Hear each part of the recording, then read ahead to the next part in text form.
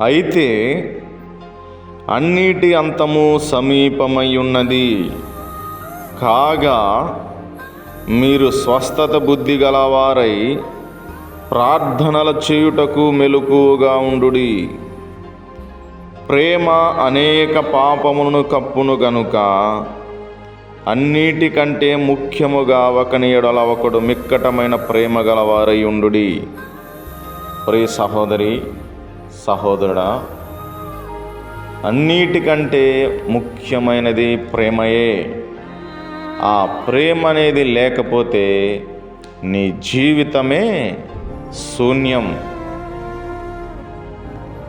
తండ్రి అయిన దేవుణ్ణి నువ్వు ప్రేమించిన రీతిగా నీ ఇరుగు పొరుగు వారితో, నీ కుటుంబీకులతో, అందరితోనూ ప్రేమ కలిగి ఉండాలి.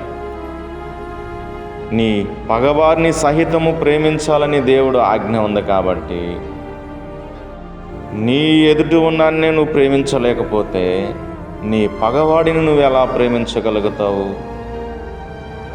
ద్వేషము వదిలి కోపము తీసివేసుకొని ఆ నిత్య జీవము కొరకు ఒకని ఎడల ఒకడు ప్రేమ కలిగి ఉండుడి.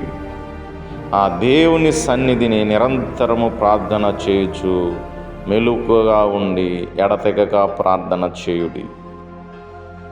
ఆతిథ్యము చేయక మరవకుడి,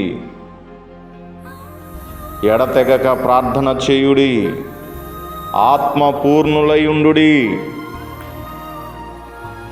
నేను నీకు జీవ కిరీటం ఇచ్చేదను అని దేవుడు చెప్తున్నాడు. కాబట్టి ఆ జీవ కిరీటమును నీవు పొందుకోవాలని నా ఆశ. ఆమేన్.